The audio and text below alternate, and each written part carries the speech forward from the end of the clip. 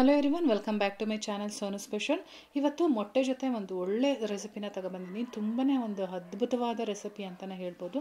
ಬಿಸಿ ಬಿಸಿ ಅನ್ನಕ್ಕಾಗಿರ್ಬೋದು ಅಥವಾ ಚಪಾತಿಗಾಗಿರ್ಬೋದು ತುಂಬಾ ಚೆನ್ನಾಗಿರುತ್ತೆ. ಬನ್ನಿ ಹಾಗಾದರೆ ಕ್ವಿಕ್ಕಾಗಿ ಹೇಗೆ ಮಾಡೋದು ಅಂತೇಳಿ ನೋಡ್ಕೊಳ್ಳೋಣ. ನಾನಿಲ್ಲಿ 4 ಮೊಟ್ಟೆನ ಬಾಯ್ಲ್ ಮಾಡಿಕೊಂಡು ಸಿಪ್ಪೆನ ತೆಗೆದು ಇಟ್ಟಿದ್ದೀನಿ. ಇವಾಗ ಈ ಮೊಟ್ಟೆದು ವೈಟ್ ಪಾರ್ಟು ಮತ್ತು ಯೆಲ್ಲೋ ಪಾರ್ಟನ್ನು ಸಪ್ರೇಟ್ ಮಾಡ್ಕೊಳ್ಬೇಕು. ಚಿಕ್ಕ ಚಿಕ್ಕದಾಗಿ ಕಟ್ ಮಾಡಿ ಬೇಕಾದರೂ ಹಾಕೊಳ್ಬೋದು ಅಥವಾ ಈ ರೀತಿ ದೊಡ್ಡ ಸೈಜಲ್ಲಿ ಬೇಕಾದರೂ ಹಾಕೊಳ್ಬೋದು.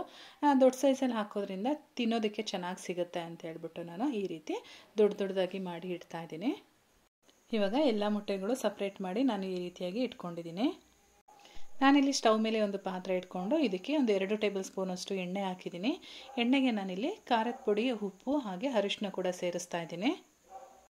ಎಣ್ಣೆ ಕಾಯೋದಕ್ಕೆ ಮುಂಚೆನೇ ಹಾಕ್ಕೊಂಡ್ರೆ ಬೇಗ ಸೀದೋಗಲ್ಲ, ಅಥವಾ ಖಾರದ ಪುಡಿ ಹಾಕಿರ್ತೀವಲ್ವ, ಎಣ್ಣೆ ಚೆನ್ನಾಗಿ ಕಾಯ್ದ ಮೇಲೆ ಹಾಕ್ಕೊಂಡ್ರೆ ಕಪ್ಪಾಗ್ಬಿಡುತ್ತೆ. ಹಾಗಾಗಿ ಎಣ್ಣೆ ಕಾಯೋದಕ್ಕಿಂತ ಮುಂಚೆನೇ ಹಾಕಿ ಈ ರೀತಿ ಚೆನ್ನಾಗಿ ಮಿಕ್ಸ್ ಮಾಡ್ಕೊಳ್ಬೇಕು. ಈ ರೀತಿ ಮಿಕ್ಸ್ ಮಾಡ್ತಾ ಮಾಡ್ತಾ ಎಣ್ಣೆ ಕಾಯೋದಕ್ಕೆ ಶುರುವಾಗುತ್ತೆ. ಯಾವಾಗ ಎಣ್ಣೆ ಕಾಯೋದಕ್ಕೆ ಶುರುವಾಗುತ್ತೆ ಆವಾಗ ನಾವೀಗ ಏನು ಮೊಟ್ಟೆನ ಸಪ್ರೇಟ್ ಮಾಡಿ ಇಟ್ಕೊಂಡಿದ್ದೆ ಅದರಲ್ಲಿ ವೈಟ್ ಪಾರ್ಟ್ ಮಾತ್ರ ಹಾಕ್ಕೊಳ್ಬೇಕು, ಯೆಲ್ಲೋ ಪಾರ್ಟ್ ಹಾಕಬಾರ್ದು. ಅದು ಯೆಲ್ಲೋ ಪಾರ್ಟ್ ಭಂಡಾರ ಅಂತ ಏನು ಕರಿತೀವಿ ಅದನ್ನು ಸಪ್ರೇಟಾಗಿ ಇಟ್ಕೊಂಡ್ಬಿಟ್ಟು ಇದನ್ನು ಚೆನ್ನಾಗಿ ಫ್ರೈ ಮಾಡ್ಕೊಳ್ಬೇಕು.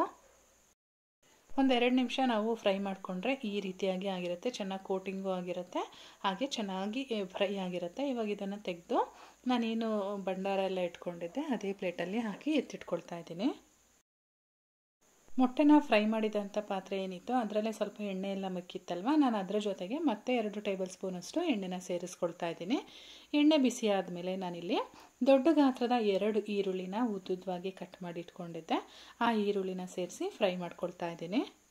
ಈರುಳ್ಳಿ ಸಾಫ್ಟಾಗಿ ಫ್ರೈ ಆಗಬೇಕು, ಅಂದರೆ ಟ್ರಾನ್ಸ್ಪರೆಂಟ್ ಆಗಬೇಕು ಈರುಳ್ಳಿ, ಆ ರೀತಿಯಾಗಿ ಫ್ರೈ ಮಾಡ್ಕೊಳ್ಬೇಕು. ನೋಡಿ, ಈರುಳ್ಳಿ ಎಲ್ಲ ಚೆನ್ನಾಗಿ ಫ್ರೈ ಆಗಿದೆ. ಈ ಟೈಮಲ್ಲಿ ಅರ್ಧ ಟೇಬಲ್ ಸ್ಪೂನಷ್ಟು ಶುಂಠಿ ಬೆಳ್ಳುಳ್ಳಿ ಪೇಸ್ಟನ್ನು ಹಾಕ್ತಾಯಿದ್ದೀನಿ. ಅಂದರೆ ನಾನು ಇವಾಗ ತಾನೇ ಜಸ್ಟ್ ಫ್ರೆಶ್ ಆಗಿ ಕ್ರಷ್ ಮಾಡಿ ಹಾಕಿದ್ದೀನಿ, ತುಂಬ ನುಣ್ಣದಾಗಿ ನಾನು ಪೇಸ್ಟ್ ಮಾಡ್ಕೊಂಡಿಲ್ಲ. ಅಥವಾ ಕಟ್ ಮಾಡಿ ಹಾಕೋದಾದರೆ ಇಷ್ಟ ಆಗೋದಾದರೆ ಆ ರೀತಿನೂ ಹಾಕ್ಕೊಳ್ಬೋದು ಚಿಕ್ಕ ಚಿಕ್ಕದಾಗಿ. ಶುಂಠಿ ಬೆಳ್ಳುಳ್ಳಿ ಪೇಸ್ಟು ಫ್ರೈ ಆದಮೇಲೆ 1 ಟೊಮೊಟೊನ ಹಾಕಿದ್ದೀನಿ. ಟೊಮೊಟೊ ಎಲ್ಲ ಸ್ವಲ್ಪ ಫ್ರೈ ಆದರೆ ಸಾಕು. ಟೊಮೊಟೊ ಚೆನ್ನಾಗಿ ಫ್ರೈ ಆಗಲಿ ಅಂತೇಳಿ ನಾನು ಮೊದಲೇ ರುಚಿಗೆ ತಕ್ಕಷ್ಟು ಉಪ್ಪನ್ನು ಕೂಡ ಸೇರಿಸ್ಕೊಳ್ತಾ ಇದ್ದೀನಿ. ಉಪ್ಪು ಹಾಕೋದ್ರಿಂದ ಟೊಮೊಟೊ ಎಲ್ಲ ಚೆನ್ನಾಗಿ ಬೇಯುತ್ತೆ. 1-2 ನಿಮಿಷ ಆದಮೇಲೆ ನಾನಿಲ್ಲಿ 1 ಟೇಬಲ್ ಸ್ಪೂನ್ ಖಾರದ ಪುಡಿ, ಅರ್ಧ ಟೇಬಲ್ ಸ್ಪೂನ್ ಧನಿಯಾ ಪುಡಿ, 1/4 ಟೀ ಸ್ಪೂನ್ ಜೀರಿಗೆ ಪುಡಿ, ಹಾಗೆ 1/4 ಟೀ ಸ್ಪೂನ್ ಅರಿಶಿನ ಪುಡಿ, 1/4 ಟೀ ಸ್ಪೂನಷ್ಟು ಪೆಪ್ಪರ್ ಪೌಡರು ಎಲ್ಲ ಹಾಕಿ ಚೆನ್ನಾಗಿ ಒಂದು ಮಿಕ್ಸ್ ಕೊಡ್ತಾ ಇದ್ದೀನಿ. ನಾನಿಲ್ಲಿ ಖಾರದ ಪುಡಿನ ಕಾಶ್ಮೀರಿ ರೆಡ್ ಚಿಲ್ಲಿ ಪೌಡರ್ನ ಸೇರಿಸಿದ್ದೀನಿ. ಅದು ತುಂಬ ಖಾರ ಇರೋದಿಲ್ಲ, ಕಲರ್ ಚೆನ್ನಾಗಿ ಬರುತ್ತೆ ಅಂತ ಹೇಳ್ಬಿಟ್ಟು. ಮತ್ತು ನಮ್ಮ ಮನೆಯಲ್ಲಿ ಖಾರ ಎಲ್ಲ ಸ್ವಲ್ಪ ಕಡಿಮೆ ತಿನ್ನೋದು, ನೀವು ನೋಡಿ ಹಾಕೋಬೋದು. ಮತ್ತು ಈಗ ಲಾಸ್ಟಲ್ಲಿ ಒಂದು ಅರ್ಧ ಟೀ ಸ್ಪೂನಷ್ಟು ಗರಂ ಮಸಾಲ ಪೌಡರ್ ಕೂಡ ಸೇರಿಸಿದ್ದೀನಿ. ಹಾಗೆ ನೀವು ಖಾರದ ಪುಡಿ ಹಾಕಬೇಕಾದ್ರೆ ಖಾರ ನೋಡಿ ಹಾಕ್ಕೊಳ್ಳಿ. ಮಸಾಲೆ ಎಲ್ಲ ಹಾಕಿ ಒಂದು 5 ನಿಮಿಷ ಆದಮೇಲೆ ಈಗ ನಾನೇನು ಮೊದಲೇ ಮೊಟ್ಟೆನ ಬೇಯಿಸ್ಕೊಂಡು ಫ್ರೈ ಮಾಡಿ ಇಟ್ಕೊಂಡಿದ್ದೆ ಆ ಮೊಟ್ಟೆನ ಸೇರಿಸಿ ಚೆನ್ನಾಗಿ ಒಂದ್ಸರಿ ಮಿಕ್ಸ್ ಮಾಡ್ತಾ ಇದ್ದೀನಿ. ಮೊಟ್ಟೆ ಬಾಯ್ಲ್ ಆಗಲಿಕ್ಕೆ ಸ್ವಲ್ಪ ಟೈಮ್ ತೊಗೊಳುತ್ತೆ, ಮತ್ತು ಈ ಪ್ರೋಸೆಸ್ ಎಲ್ಲ ಒಂದು 10 ನಿಮಿಷದೊಳಗಡೆ ಆಗೋಗುತ್ತೆ.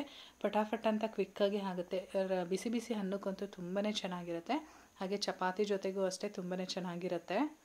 ಸೊ ಇವಾಗ ಮೊಟ್ಟೆ ಪಲ್ಯ ರೆಡಿಯಾಗಿದೆ. ಇವತ್ತಿನ ಈ ರೆಸಿಪಿ ನಿಮಗೆಲ್ಲ ಇಷ್ಟ ಆಗಿದರೆ ವಿಡಿಯೋಗೊಂದು ಲೈಕ್ ಮಾಡಿ, ಹಾಗೆ ಫ್ಯಾಮಿಲಿ ಫ್ರೆಂಡ್ಸ್ ಜೊತೆ ಶೇರ್ ಮಾಡಿ.